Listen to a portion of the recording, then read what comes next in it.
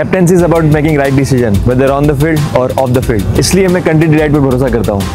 They deliver 100% pure buffalo milk to my doorstep by 7 AM. Don't just enjoy our matches, enjoy village fresh buffalo milk too. Download the Country Delight app. Sir నమస్తే sir. నమస్తే అండి. Sir Kaleshwaram కమిషన్కి సంబంధించి నేను హరీష్ రావు గారు వెళ్ళి హాజరయ్యారు. రేపు కేసీఆర్ గారు హాజరు కాకపోతున్నారు. అయితే ఈ అంశంలో కేసీఆర్ని అరెస్ట్ చేస్తారంటూ కొన్ని వర్గాలు చేస్తున్న ప్రచారం, ఆ పరిస్థితి ఉందా? అంటే లీగల్ ప్రాసెస్ ఒక కమిషన్ ఎంక్వైరీకి పిలిచి అరెస్టులు ఉంటాయని అనుకోను.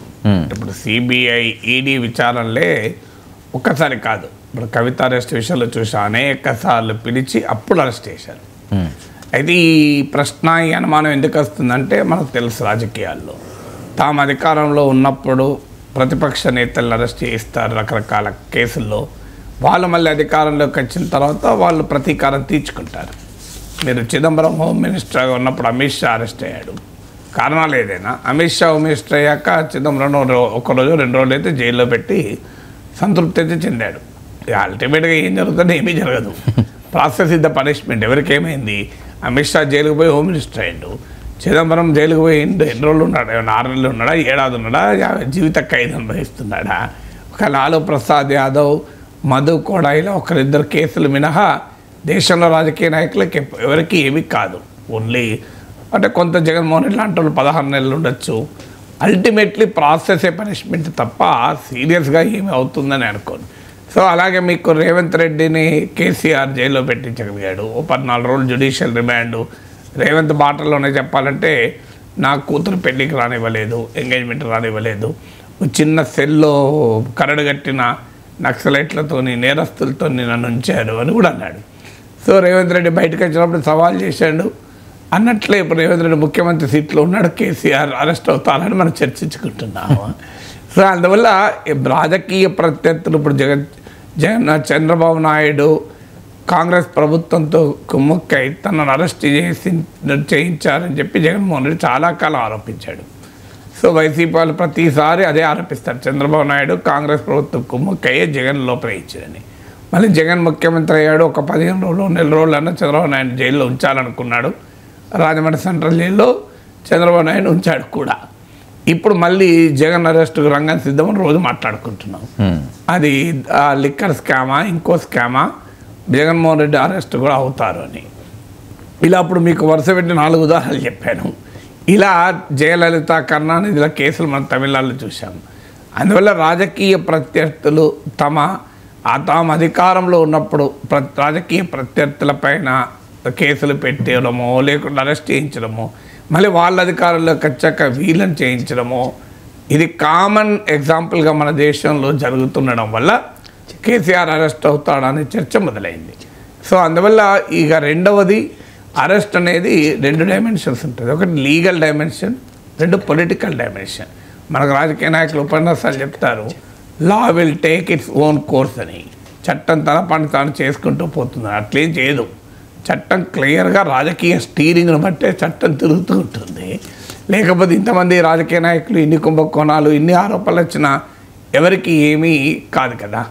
సో అందువల్ల ఇందులో పొలిటికల్ డైమెన్షనే కీలకం. ఇప్పుడు జగన్ అరెస్ట్ ఎందుకు చేయడం లేదు అని తెలుగుదేశం శ్రేణులు, మద్దతుదారులు మామూలుగా ఊగిపోవడం లేదు. ఇంకెంతకాలం జగన్ను ఈవెన్ సాక్షి మీడియాలో వచ్చినటువంటి ఆ డిస్కషను, అమరావతి గురించి వచ్చినటువంటి చర్చ విషయంలో కూడా జగన్ అరెస్ట్ చేయాలని చెప్పి డిమాండ్లు వస్తున్నాయి.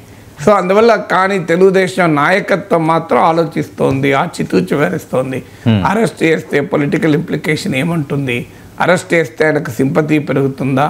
ఇక్కడ అరెస్ట్ అయిన వాళ్ళందరూ ఇప్పుడు నేను ఉదాహరణ రేవంత్ రెడ్డి, జగన్మోహన్ రెడ్డి అందరికీ సింపతి వచ్చింది. అన్ని సందర్భాల్లో వస్తుంది. చంద్రబాబు నాయుడు అందరికీ సింపతి వచ్చింది.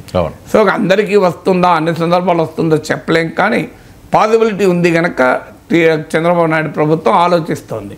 మరి జగన్ అరెస్ట్ చేస్తే ఎక్కడ దాకా వెళ్తుంది, ప్రభుత్వం పట్ల అనుకూలత ఉన్నప్పుడు అరెస్ట్ చేస్తే ఎలా ఉంటుంది, ప్రభుత్వం పైన వ్యతిరేకత మొదలైన అరెస్ట్ చేస్తే ఎలా ఉంటుంది, ఈ లెక్కలన్నీ వేసుకుంటారు. సో అందువల్ల ఇప్పుడు కూడా రేవంత్ రెడ్డి ప్రభుత్వం నిజంగానే అరెస్ట్ చేయాలి అనుకుంటే కాంగ్రెస్ ప్రభుత్వం కేసీఆర్ని అరెస్ట్ చేస్తే ఏమవుతుంది, లాభమా నష్టమా అని బెరీలు తీసుకుంటారు కదా. సో అందువల్ల ఆ పొలిటికల్ క్యాలిక్యులేషన్ ఒక డైమెన్షన్. రెండో డైమెన్షన్ లీగల్ డైమెన్షన్. ఏంటి? కేసీఆర్ఏ కాళేశ్వరంలో మొదలు జరిగిన డ్యామేజ్ ఎంత, దాని మీద భిన్నమైన వాదనలు ఉన్నాయి. బీఆర్ఎస్ వాదన ఏంటంటే ఒక పిల్లర్ కుంగితే కాళేశ్వరమే కూలిపోయిందని అంటారా అని. లేదు, డ్యామేజ్ చాలా ఎక్కువ ఉంది, చాలా సివియర్గా ఉంది అనేది కాంగ్రెస్ పార్టీ వాదన. సో అది కమిషన్ ఆఫ్ ఎంక్వైరీలో ముందు తేలాలి. తేలిన తర్వాత దానికి కారణం ఏంటి, దానికి ఏమైనా క్రిమినల్ కల్పబిలిటీ ఉందా, క్రిమినల్ నెగ్లిజెన్స్ వల్ల జరిగిందా, అంటే నేరపూరిత నిర్లక్ష్యమా, నేరపూరిత కార్యం ఏమైనా జరిగిందా, అప్పుడు దానికి బాధ్యులు ఎవరు, కన్స్ట్రక్షన్ చేసిన కంపెనీ బాధ్యులా, కంపెనీ అనే వరకు మళ్ళీ అన్ని పార్టీలు ఏవైనా కంపెనీల దగ్గరికి వచ్చే వరకు అందరూ ఒకటే. మీకు అది కాళేశ్వరం కావచ్చు, పోలవరం కావచ్చు, పెద్ద పెద్ద కాంట్రాక్టర్లు ఉంటారు, మన పేర్లు చెప్పడం మంచిది కాదు, అందరికీ తెలుసు. వాళ్ళ విషయంలో రాజకీయ పార్టీలన్నీ ఏకమవుతాయి, ఎందుకంటే అందరికీ ఫండింగ్ చేసేవాళ్ళు వాళ్ళే. అందువల్ల మళ్ళీ ఆ కంపెనీ లయబిలిటీ ఎంత ఉందా, కల్పబిలిటీ ఉందా, తర్వాత వ్యక్తిగతంగా ఇప్పుడు కేసీఆర్ని ఇంప్లికేట్ చేయొచ్చా, ఇప్పుడు ఆయనే ఈ పిల్లర్ డిజైన్ గీసిచ్చి దీన్నే కట్టమని అన్నాడా, అంటే ఇంజనీర్లు అట్లా కడతారా. సో ఇలాంటి టెక్నికాలిటీస్ కూడా ఉంటాయి. అంటే పొలిటికల్ డిసిషన్ ఒకటి కావాలి, లీగల్గా నిలబడుతుందా లేదా అనే అంశం కూడా ఉండాలి.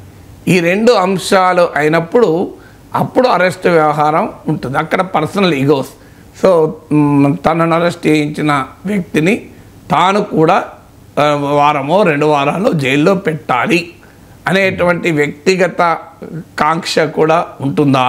సో ఇలాంటి అనేక ఫ్యాక్టర్స్ బట్టి ఆధారపడి ఉంటుంది. అందుకని ఇవాళ అరెస్ట్ అనేది కేవలము లీగల్ ఆస్పెక్ట్ కాదు, ఇది పొలిటికల్ ఆస్పెక్ట్. జగన్ అరెస్ట్ చేస్తే వైసీపీ రాష్ట్రం అంతా అడావుడి చేసింది. రేవంత్ రెడ్డి అరెస్ట్ అయితే విడుదలైన రోజు మీకు మనకు గుర్తే కదా, చెంచల్గూడ జైలు నుంచి పెద్ద ర్యాలీగా రేవంత్ రెడ్డి వచ్చాడు. అప్పుడు బీఆర్ఎస్ నాయకులు స్వాతంత్ర సమరయోధులు అనుకుంటున్నాడు ఆయన అని ఆరోపించారు కూడా. ఇప్పుడు కూడా పేపర్లో చూసాం, ఇవాళ పత్రికల్లో కూడా వచ్చింది, కేసీఆర్ కమిషన్ ముందు హాజరవుతున్న సమయంలో భారీ సమీకరణ అని. ఈలోగా కవిత అయితే ధర్నా చౌక్ దగ్గర పెద్ద ధర్నానే చేసింది. కేటీఆర్కు ఫార్ములా ఈ కేసులో నోటీసులు ఇస్తే అంత హంగామా చేసినప్పుడు కేసీఆర్కు నోటీసులు ఇస్తే ఎందుకు చేయలేదు అని కవిత విమర్శ చేశారు.